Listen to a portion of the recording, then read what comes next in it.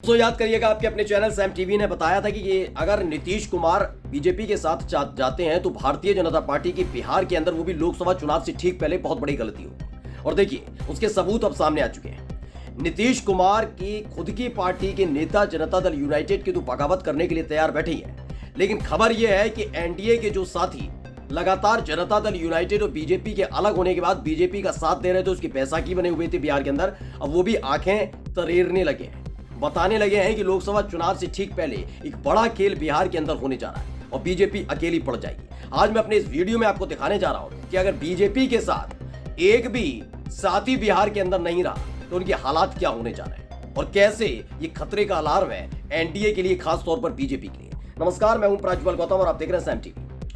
नीतीश कुमार मुख्यमंत्री 28 तारीख को शपथ लेते हैं और उसके बाद बीजेपी के नेता भी मंत्री पद की शपथ लेते हैं। कहते हैं सब कुछ ठीक ठाक हो चुका है, तेजस्वी यादव आरजेडी बाहर, सत्ता से बाहर, लेकिन इन सब के बीच जनता दल यूनाइटेड के तमाम विधायक हुंकार भर रहे हैं अपनी ही सरकार के खिलाफ, अपने ही नेता के खिलाफ, यानी नीतीश कुमार के खिलाफ, जिसे लेकर बीजेपी पहले से टेंशन में है क्योंकि फ्लोर टेस्ट होना है 12 फरवरी को।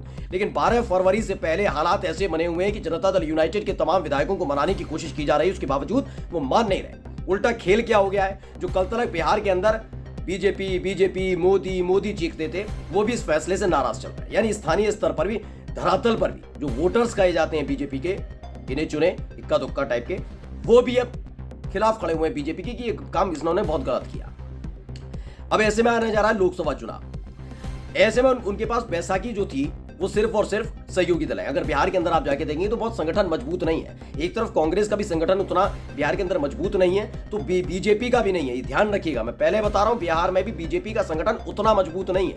वहां क्षेत्रीय पार्टियों की ज्यादा चलती है, जैसे जनता दल यूनाइटेड, आरजेडी, समता पार्टी जो उपेंद्र कुशवाहा की है, लोक जनशक्ति पार्टी रामविलास पासवान वाली, चिराग पासवान जो है, अब इन लोगों की चलती है। इन लोगों की बैसाखी के बिना ना कांग्रेस वहां पर सर्वाइव कर पा रही है, ना बीजेपी कर पा रही है। ये साफ तस्वीर है। अब बीजेपी के साथ हुआ क्या, उन्होंने नीतीश कुमार को अपने साथ तो लिया है वो, लेकिन जनता जो उनको वोट करती थी, उन्हें थोड़ा बहुत पसंद करती थी, वो भी उनके खिलाफ खड़ी हो गई। पहली चीज, यानी बहुत बड़ा दाव जो चला वो गलत। 12 फरवरी को फ्लोर टेस्ट होगा, जनता दल यूनाइटेड के विधायक बगावत कर सकते हैं। खबर डंके की चोट पर प्रसारित की जा रही है, दिखाई जा रही है, बताया जा रहा है। गोपाल मंडल तो बार बार बयान देते भी रहते हैं, यानी जनता दल यूनाइटेड टूटी तो ये सरकार गिर जाएगी।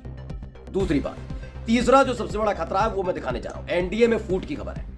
चिराग पासवान और उपेंद्र कुशवाहा अब ज्यादा दिनों तक एनडीए में रहने के लिए तैयार नजर नहीं आते। कैसे, बता देता हूं। दरअसल जीतन राम मांझी ने कहा कि हमें 2 मंत्री पद चाहिए, क्योंकि लालू प्रसाद यादव की तरफ से, तेजस्वी यादव की तरफ से, आरजेडी की तरफ से उनको मुख्यमंत्री पद का ऑफर था। ये चिंगारी यहां से उठी थी, चिराग पासवान ने इसे ही पकड़ लिया। क्या कुछ कहा है, आज तक ने खबर छापी, नहीं जानता कौन करेगा खेला। फ्लोर टेस्ट से पहले बोले चिराग पासवान, जीतन राम मांझी के सपोर्ट में दिया बयान क्या दिया है उनको बता देता हूं आपको मैं। उन्होंने कहा उन्हें सम्मान मिलना चाहिए। दरअसल क्या सम्मान की बात हुई, जब मीडिया ने चिराग पासवान से पूछा कि बिहार में लोकसभा चुनाव के लिए सीटों का बंटवारा कब होगा, इस पर चिराग पासवान ने कहा कि इस सत्र के ठीक बाद तमाम घटक दलों के साथ मिलकर सीटों के बंटवारे की औपचारिक घोषणा कर दी जाएगी। चिराग से पूछा गया कि हम, यानी हिंदुस्तानी आवामी मोर्चा पार्टी के मुखिया भी बिहार में कुछ मंत्री पदों की मांग कर रहे हैं। इस पर चिराग ने कहा कि उनके, यानी जीतन राम मांझी विधायकों की संख्या भले ही कम हो, लेकिन मौजूदा स्थिति में उनकी काफी ज्यादा अहमियत है और उन्हें सम्मान मिलना चाहिए। क्या उन्हें सम्मान नहीं मिल रहा, ये बात कहना चाहते हैं चिराग पासवान। एनडीए में उन्हें सम्मान नहीं मिल पा रहा है। ये सवाल इसलिए जरूरी हो जाता है क्योंकि अभी तक चिराग पासवान ने एक ऑफर रखा था कि 6+1 का, जब वो हाल ही में ये पूरी उठापटक चल रही थी, नीतीश छोड़ेंगे या तेजस्वी का साथ, उसी समय चिराग पासवान दिल्ली पहुंच गए थे, जेपी नड्डा से, अमित शाह से मुलाकात की थी। साफ तौर पर कहा था मुझे 6+1 यानी 6 लोकसभा की सीटें और 1 राज्यसभा की सीट चाहिए। खबर निकल कर आई, केवल 1 सीट कंफर्म की गई है, हाजीपुर की। इसको लेकर चिराग पासवान नाराज चल रहे हैं पहले से। अब इन सब के बीच उन्होंने एक बहुत जबरदस्त खेल खेला। उन्होंने अपना एक संदेश पहुंचाया दिल्ली तक। उन्होंने कहा जीतन राम मांझी को सम्मान मिलना चाहिए, यानी सम्मान उनको मिल नहीं रहा। यही नहीं, उनसे खेला होने वाली बात पर पूछा गया तो उनका कहना था कि मुझे नहीं पता कौन खेला करेगा।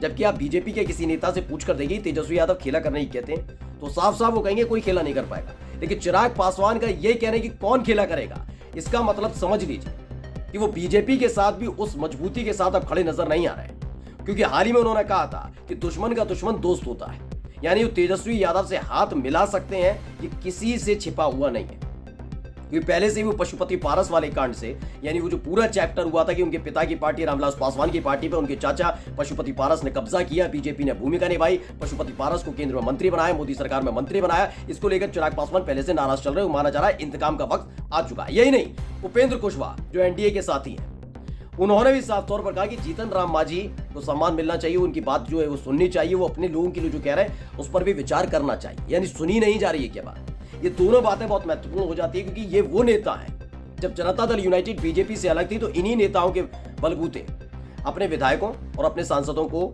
लगातार जिताया गया। दरअसल कैसे जिताया गया बता दे रहा हूं। चिराग पासवान के समुदाय के जो लोग हैं उनसे बीजेपी के प्रत्याशी को वोट दिलवाएगा, एनडीए के शामिल है तो जो एनडीए का प्रत्याशी होगा उसे वोट देगा।